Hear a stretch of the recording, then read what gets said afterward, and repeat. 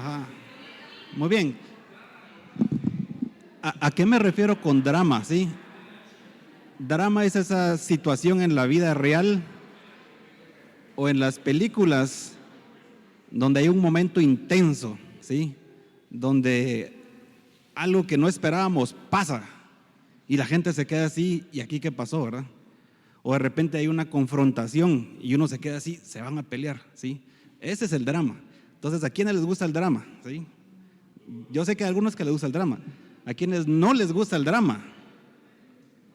A mí no me gusta el drama, ¿sí? Yo soy del equipo de Haroldo, ¿sí? A mí no me gusta el drama. Yo a veces les comento que a veces dejo de ver la película porque siento que aquí va a haber un problema y no lo quiero ver, ¿sí? Entonces, no me gusta el drama. Pero hoy en la lectura que vamos a tener va a haber mucho drama, así que quiero que ustedes estén atentos porque va a haber mucho drama. Vamos a ir a Juan capítulo 10 y vamos a leer los primeros 6 versículos. Dice: de cierto les digo, el ladrón y el salteador es el que no entra por la puerta del redil de las ovejas, sino que trepa por otra parte.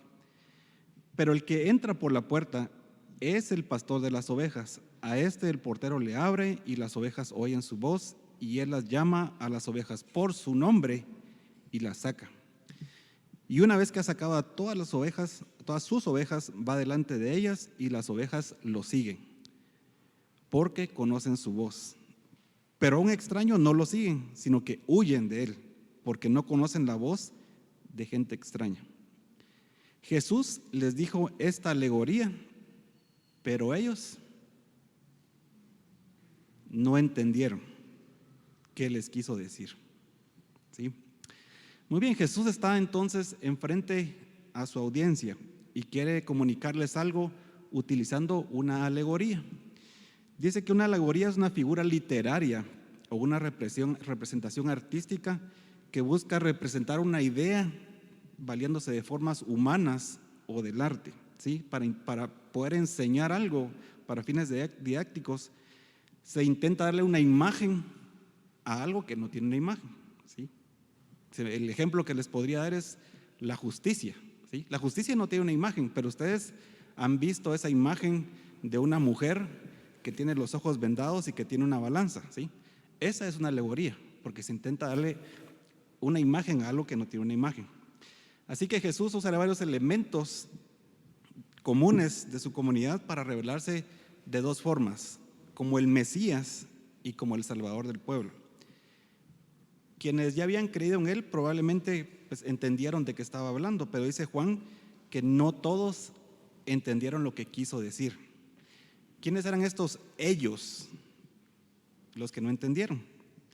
Bueno, ustedes recordarán que cuando Jesús tenía estos discursos, había 3 grupos de personas en la audiencia, ¿sí? Primero estaban sus seguidores, sus simpatizantes, sus discípulos. Ese era el primer grupo que estaba ahí. Había un segundo grupo que era la gente que llegaba por curiosidad. Llegaba la gente a ver qué podían obtener de Jesús. De repente querían un milagro, era el pueblo que estaba ahí. Pero también se lleva un grupo a quienes a veces en los evangelios conocemos como los judíos. ¿Quiénes eran estos judíos, como los llaman ahí? Pues estos eran los líderes religiosos que pues honestamente se sentían amenazados por Jesús y buscaban una oportunidad para poder deshacerse de él. Tristemente, ellos no entendieron el mensaje de Jesús. Ellos eran los guías espirituales del pueblo. Ellos debieron ser los primeros que deberían reconocer a Jesús, creer como él en el Mesías y el Salvador, pero al contrario, buscaban cómo desacreditarlo, cómo acusarlo y finalmente matarlo. Quiero que regresemos ahora un poquito en el Evangelio de Juan y vamos a ir al capítulo 8 y esto vamos a estudiar donde, ¿se recuerdan? El domingo pasado vimos otra declaración de Jesús acerca de sí mismo, ¿sí? ¿Se recuerdan que hablamos de que Jesús dijo que él era el domingo pasado? Jesús dijo que era la luz del mundo, ¿sí? Hay algo que me parece muy interesante de cómo Juan escribió estos sucesos, estos discursos. porque luego de hablar de que Jesús era la luz del mundo, él cuenta la historia de un ciego. Eso se cuenta en el versículo 9. Y aquí tenemos a una persona que recibió de Jesús tanto la luz física, porque nunca había visto, ¿sí? Recibió la luz física, pero también recibió la luz espiritual. Yo no sé si Juan nos está contando esto en el orden cronológico en el que ocurrió. Puede que no, no sé, ¿sí? Puede ser que él haya pues puesto las cosas en diferente orden, pero me parece muy interesante que Juan haya incluido esa historia después de que Jesús, de que registró en el Evangelio esta historia, esta declaración de Jesús, de que era la luz del mundo. Así que tenemos a esta persona que había sido ciego de nacimiento, que recibió la vista por medio de un milagro de Jesús. Y luego de que este ciego fue sanado, tal vez ustedes recuerdan un poquito de esa historia, este ciego lo mandaron a llamar de parte de los líderes religiosos para ser interrogado. Y bueno, ahí está la historia del interrogatorio, por si ustedes lo quieren ver. Eso está en el capítulo 9. Yo voy a leer una parte, pero ustedes pueden leer todo. Y esta historia termina con que este hombre que había sido ciego fue expulsado, ¿sí? Lo sacaron de la asamblea. Y voy a leer un poquito de esta parte, porque esta es la parte que quiero amarrar con lo demás. En Juan 9 vamos a leer del versículo 26 al versículo 34. Aquí está este hombre que había sido sanado enfrente de los líderes religiosos. Volvieron a decirle: ¿pero qué te hizo? ¿Cómo te abrió los ojos? Él les respondió: ya se los he dicho, y ustedes no escuchan. ¿Por qué quieren oírlo otra vez? ¿También ustedes quieren hacerse sus discípulos? ¿También ustedes quieren hacerse discípulos suyos? Ellos lo insultaron y le dijeron: discípulo suyo lo serás tú. Nosotros somos discípulos de Moisés.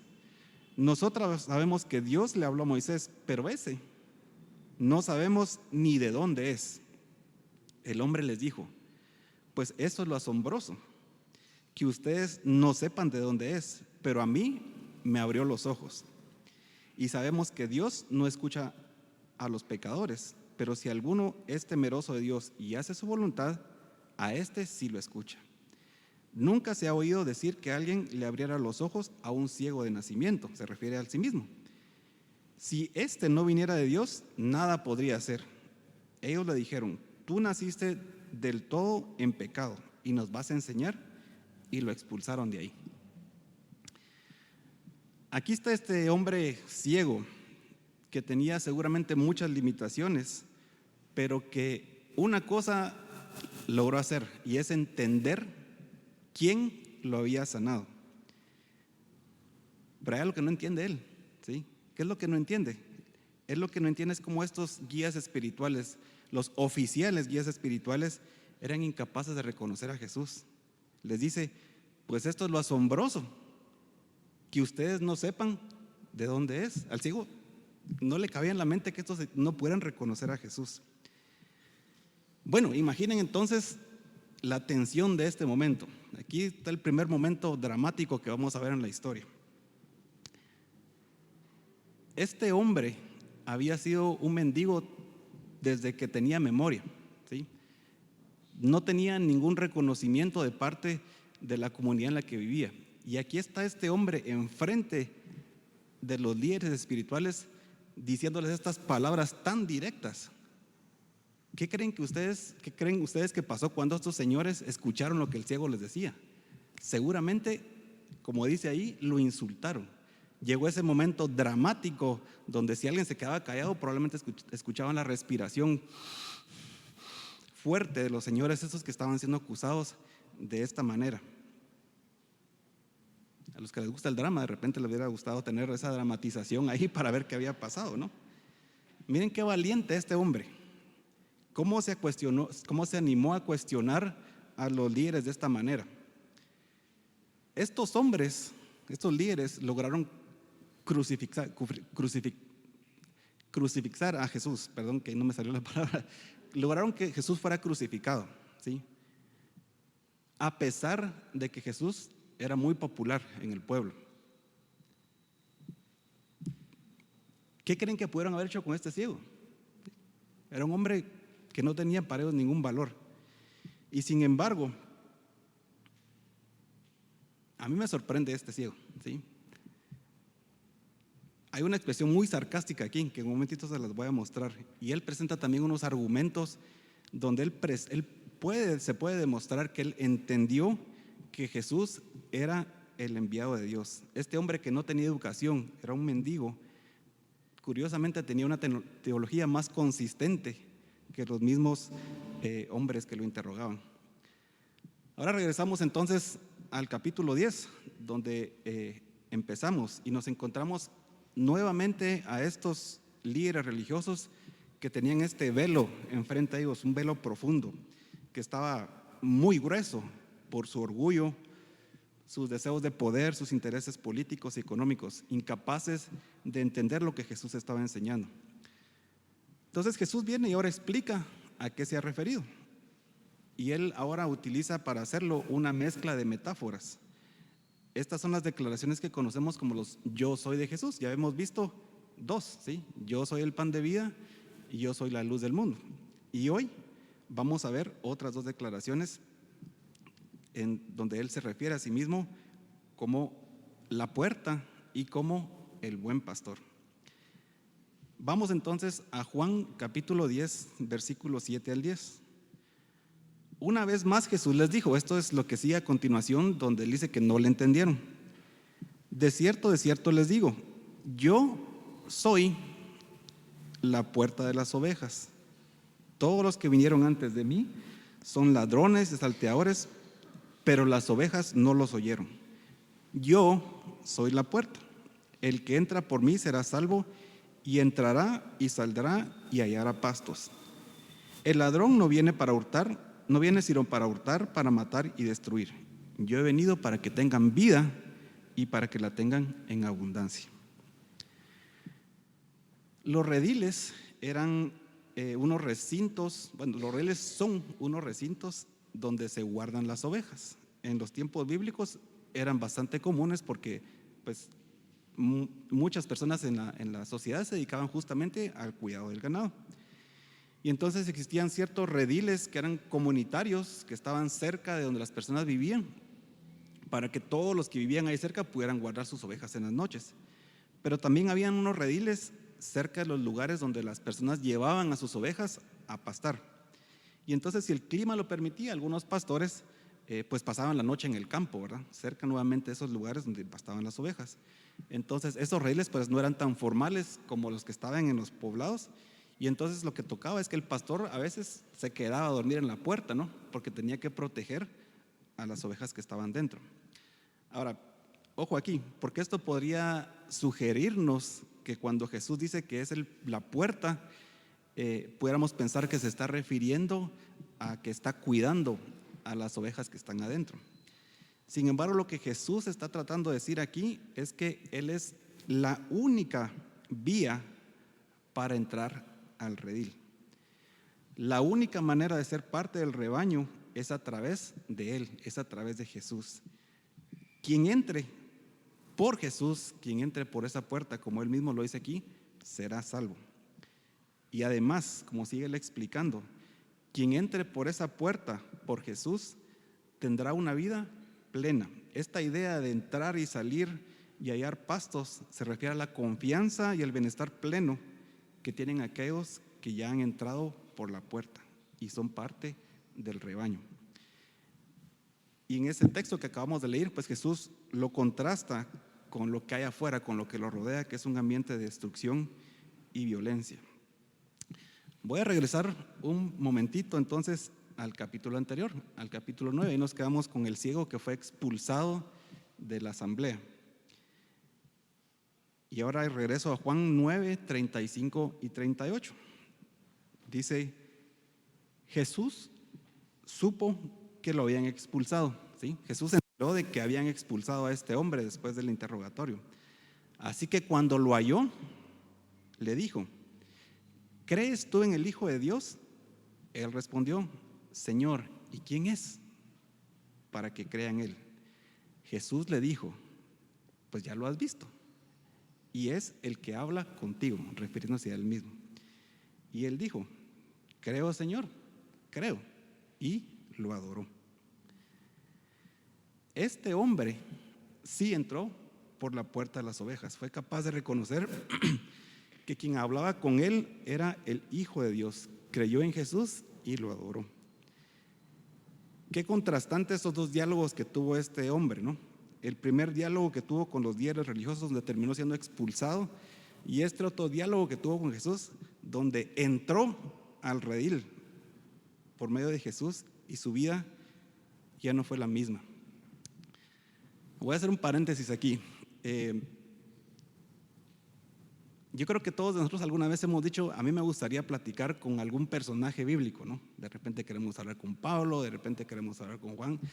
¿Saben que después de leer esto, a mí me gustaría hablar con este ciego? Toda la vida mendigando y de repente se encuentra con Jesús. Hay solo una historia registrada de este ciego en la Biblia, pero qué historia, la verdad. Sí. Imagínense que un día se encontró a Jesús. Jesús lo sanó.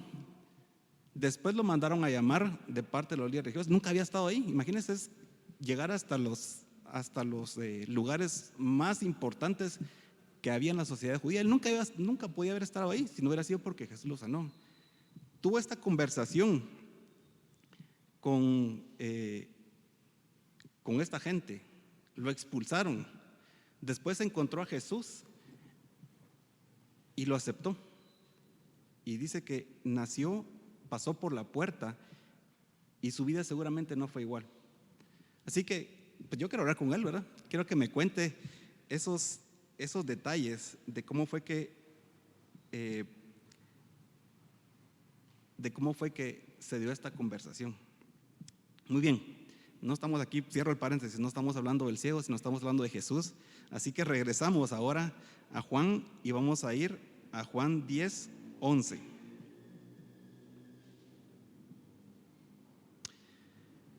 Dice, sigue la lectura, ¿no? Donde nos quedamos. Yo soy el buen pastor. Yo soy el buen pastor. El buen pastor da su vida por las ovejas. Así que ya vimos la primera declaración de Jesús. Él dice: yo soy la puerta. Pero aquí hay una segunda declaración que dice: yo soy el buen pastor. Esta figura de pastor era muy conocida en esa época porque el oficio de pastor de ovejas era bastante común. Pero aquí tiene un significado más profundo. En el Antiguo Testamento los líderes son llamados pastores.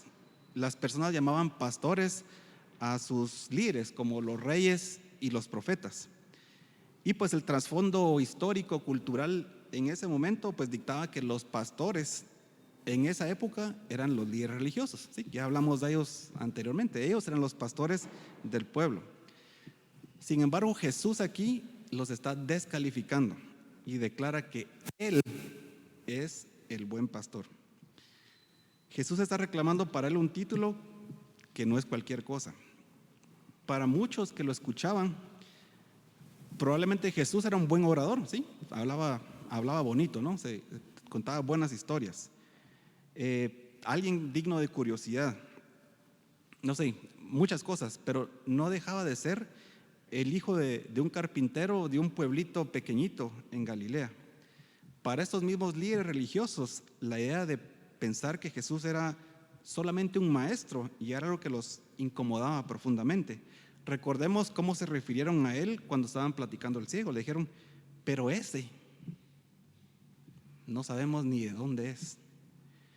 ¿Cuál sería su reacción de estos líderes religiosos ahora que Jesús reclamaba para sí mismo el título de Mesías? Pero justamente eso es lo que estaba haciendo. ¿Por qué digo yo que se estaba declarando el mismo Mesías? Bueno, vamos a regresar al Antiguo Testamento y quiero que leamos un reclamo que Dios tiene con los líderes religiosos, con los líderes del pueblo. Vamos a ir a Ezequiel 34 y vamos a leer el versículo 2. Dice: hijo de hombre, profetiza contra los pastores de Israel. ¿Será que está hablando con los pastores de ovejas en este versículo? No, ¿sí? Estamos hablando de los líderes religiosos, los líderes del pueblo, perdón. Profetiza y diles que yo, su Señor y Dios, he dicho: ay de ustedes, los pastores de Israel, que solo cuidan de sí mismos. ¿Acaso no son los pastores los que deben cuidar de los rebaños? Voy al versículo 4. Ustedes no fortalecen a las ovejas débiles, ni curan a las enfermas, no vendan a las heridas de las que se quiebra una pata, ni regresan a las descarriadas al redil. Tampoco van en busca de las que se pierden, sino que las manejan con violencia, con dureza y violencia. Y las ovejas andan errantes por falta de pastor, andan dispersas y son fácil presa de todas las fieras del campo. Sigo en el 9. Y ustedes, pastores, escuchen bien lo que les digo. Yo, su Señor y Dios, estoy en contra de ustedes, los pastores, y voy a pedirles cuentas de mis ovejas. Ya no voy a dejarlas al cuidado de ustedes, ni tampoco ustedes van a cuidar solo de sí mismos. Y yo voy a librarlas de la boca de ustedes para que no se las sigan comiendo. Sí, así ha dicho el Señor, Dios el Señor. Yo mismo voy a ir en busca de mis ovejas y yo mismo las cuidaré. En esta profecía Dios se presenta como el pastor que personalmente va a ir a cuidar a su pueblo en sustitución de los líderes históricos del pueblo. Sigo leyendo en el versículo 23. Voy a ponerlas a cuidado de un pastor que yo mismo les daré. Ese pastor será mi siervo David y él será quien las apacentará.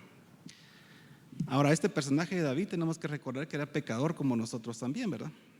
Como todos los humanos, pero tenía un corazón para Dios. Así que llegó a ser la forma en que en muchas partes del Antiguo Testamento se refería a ese rey especial y justo que habría de venir. Esta aquí es una referencia al Mesías, ¿sí? Así que Jesús se está presentando aquí como ese pastor que Dios mismo, se está presentando aquí como ese pastor que es Dios mismo, cuidando personalmente a su rebaño. Jesús está reclamando para sí el título de Mesías. Cuando dice que Jesús es el buen pastor, está declarando un antes y un después. Un después donde el líder espiritual del pueblo es Dios mismo encarnado en Jesús. Bueno, y entonces, ¿dónde quedan los líderes religiosos? Y aquí viene el segundo momento de drama intenso, ¿no? Vean las palabras que usa para dirigirse a ellos. En Juan, regresamos a Juan y ahora vemos los versículos de 10 al 13. Y dice: pero el asalariado, el que no es pastor, no es el pastor ni el dueño de las ovejas, huye y abandona las ovejas cuando ve venir el lobo, y el lobo las arrebata y las dispersa. Al que es asalariado no le importan las ovejas. Estos líderes religiosos realmente no son los legítimos pastores del pueblo. El único pastor auténtico es el que dice que entra por la puerta y es reconocido como tal. Los otros, como ya lo vimos anteriormente, se les llama ladrones y asaltantes. Son personas que usan la violencia para apoderarse de lo que no les pertenece. No les interesa el bien de las ovejas, lo único que buscan es sacar un beneficio de ellas. Y yo creo que estos líderes sí cacharon que Jesús se estaba refiriendo a ellos.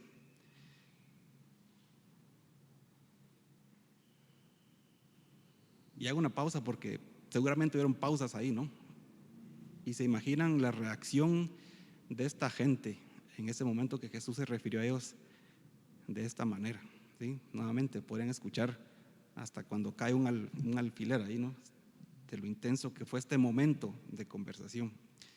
Ahora, estas palabras duras contrastan con la figura del pastor que Dios muestra nuevamente en Ezequiel 34. Ahí se mencionan más de 20 diferentes formas en las que Dios va a orar en favor de su pueblo, ¿sí? Les comparto algunas aquí. Dice que las va a juntar. Entonces, cuando las ovejas se han dispersado, Él las va a reunir. Las va a apacentar, es decir, les va a dar de comer, les va a dar descanso, va a ir a buscar a la oveja perdida, va a curar a la oveja enferma, va a fortalecer a la oveja débil. Dice también que va a impartir justicia y les va a librar de sus opresores. Jesús, el buen pastor, sí se preocupa por el bienestar de sus ovejas. Y eso lo vemos claramente tanto en la profecía como en la forma que Jesús se refiere a sí mismo. Pero todavía vamos por la mitad del versículo 11, ¿sí? Regresamos al versículo 11 donde dice: yo soy el buen pastor, y agrega una frase más. Dice: el buen pastor da su vida por las ovejas. Así que Jesús no solamente es este rey que va a heredar el trono de David, no es únicamente quien obra también en favor de su pueblo, dándoles una vida plena. Es el pastor que da su vida por las ovejas. Y este es un contraste bien notorio con sus predecesores, con estos líderes que solo buscaban su propio beneficio. Así que Jesús no es un pastor, Jesús es el buen pastor. Seguimos en el versículo 14. Yo soy el buen pastor, yo conozco a mis ovejas y ellas me conocen a mí, así como el Padre me conoce a mí y yo conozco al Padre, y yo pongo mi vida por las ovejas. En una perfecta armonía con el Padre, Jesús declara que va a llegar hasta la última consecuencia por amor de sus ovejas: la muerte. Una muerte donde Él entrega su vida en sustitución de la nuestra. Esta gente que estaba escuchando ahí seguramente estaba familiarizada pues con los riesgos que corre un pastor. Un pastor pues se exponía a riesgos. Hemos visto pues las historias que contaba David, ¿no? De cómo se enfrentaba a las fieras y todo eso. Algunos podían perder la vida debido al clima. Pero aquí Jesús no está arriesgando su vida. No es que está ahí simplemente a merced del peligro. Él conscientemente, a propósito podríamos decir, está entregando su vida por las ovejas. No es algo que pasa por casualidad, no es algo que de repente Jesús estaba ahí, le cayó un árbol y murió. No. Jesús no murió como un mártir asesinado por los hombres. Él murió como un sustituto dispuesto a entregar su vida por nosotros. Así que Jesús es el buen pastor. Él es el rey anhelado. El pueblo de Israel esperaba al Mesías, era un rey esperado. Es el líder legítimo del pueblo, el que los guiará a una vida de plenitud, pero también es ese que va a entregar su vida y va a sufrir la muerte por amor a ese pueblo. Cuando Jesús hace estas declaraciones de yo soy, Él está declarando su identidad, Él está declarando quién es y su misión, a qué vino. Y nosotros usamos ese término, yo soy, algunas veces, ¿sí? Y esperamos alguna reacción. Alguien tiene que responder a ese yo soy que podemos decir nosotros. De repente hemos dicho, yo soy el hijo de tal persona, ¿no? O yo soy el dueño. Y esperamos que quien escuche ese yo soy, de alguna forma reaccione a lo que le estamos diciendo. Así que estos yo soy que Jesús pronunció, aunque fueron pronunciados en un punto geográfico en particular, en un tiempo específico, quedaron registrados en la Biblia también para nosotros. Ese es un mensaje para nosotros. Cuando Jesús dice yo soy, también se está revelando a nosotros hoy por medio de lo que Juan escribió, inspirado por el Espíritu Santo. Así que para terminar, yo quiero que pensemos cuál va a ser nuestra reacción a estos yo soy de Jesús. ¿Quién es Jesús para cada uno de nosotros? ¿Es Jesús tu puerta de entrada al redil?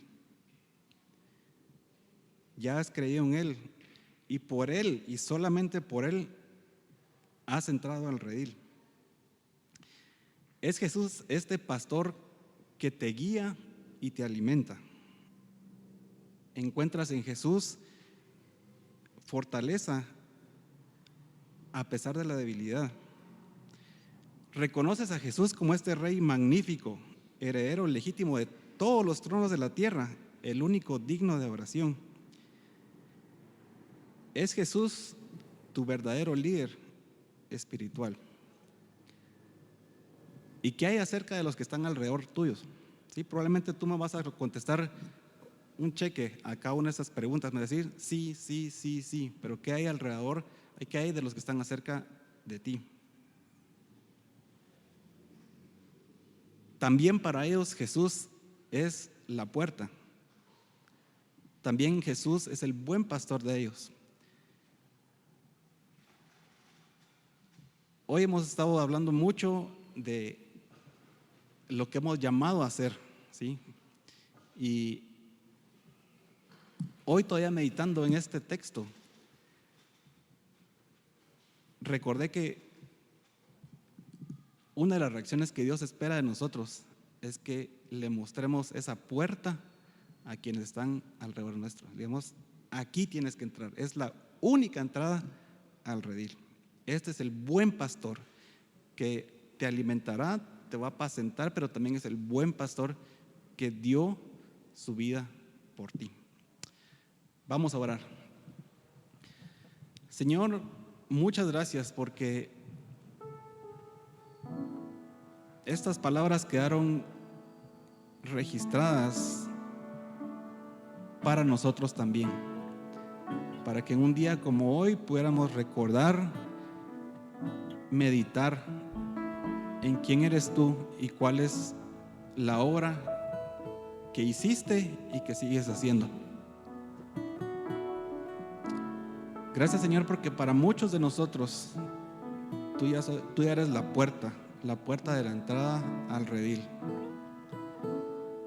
Gracias porque eres nuestro buen pastor, que nos cuida, que nos alimenta, que nos protege, que cuando nos descarriamos